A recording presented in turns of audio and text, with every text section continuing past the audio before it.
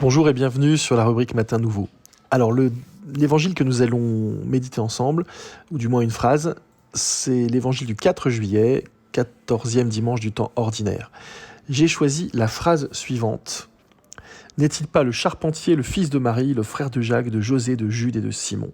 Ses sœurs ne sont-elles pas ici chez nous? Et le texte rajoute « Et ils étaient profondément choqués à son sujet ».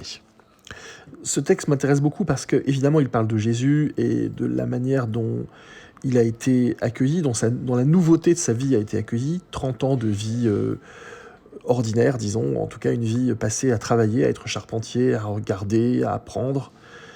Et puis tout à coup, quelque chose se révèle en Jésus qui n'était pas du tout attendu, qui n'était pas, disons, dans les cases, dans les habitudes. Et cette manière qu'a Jésus de révéler une part de lui-même qu'on ne connaissait pas déstabilise profondément son entourage proche. Et cet entourage proche, c'est à plusieurs reprises on nous dit que sa mère, ses cousins, etc. Le cherchent partout, sont inquiets pour lui, parce que c'est pas le Jésus habituel, c'est un nouveau Jésus en quelque sorte.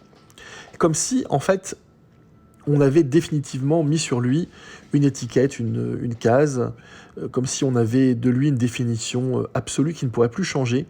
Et vous remarquerez que l'être humain fonctionne souvent comme ça. On entend souvent autour de nous « mais je te connais par cœur, je sais tes réactions à l'avance ».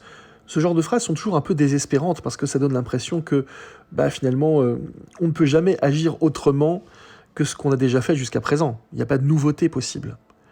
Et lorsque des personnes se mettent à changer de vie, de travail, d'activité, d'orientation, qu'elles se mettent à montrer des parts d'elles-mêmes qu'elles n'avaient jamais montrées, des personnes effacées qui s'affirment, des personnes qui étaient dans certains domaines d'activité qui en changent complètement, des personnes qui changent aussi un peu de caractère et de tempérament. C'est très déstabilisant parce que, évidemment, nous n'aimons pas être surpris dans ces domaines.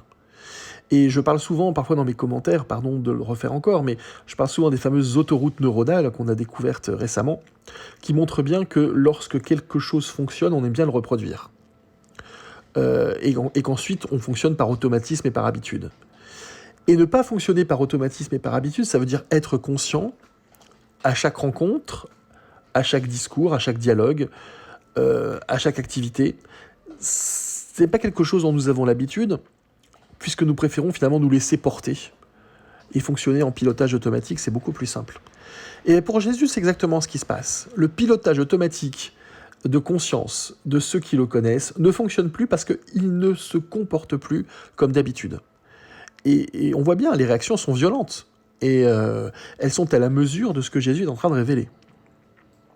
Ce qui veut dire que, pour nous aussi, lorsque nous cheminons, lorsque nous essayons de nous convertir, de devenir meilleurs, lorsque nous essayons d'exprimer peut-être des parts de nous que nous n'avions pas laissé s'exprimer jusqu'à présent, lorsque nous faisons œuvre de nouveauté dans notre vie, ça peut déstabiliser notre entourage.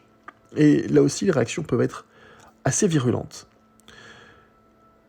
La liberté des enfants de Dieu, celle que Jésus nous propose, il l'incarne vraiment tout au long de l'Évangile. Il a agi ainsi, eh bien il agira autrement. Il va où il veut, où l'Esprit Saint le conduit, et ne se laisse pas enfermer dans des définitions toutes faites. Je crois que c'est vraiment la vraie définition de la liberté.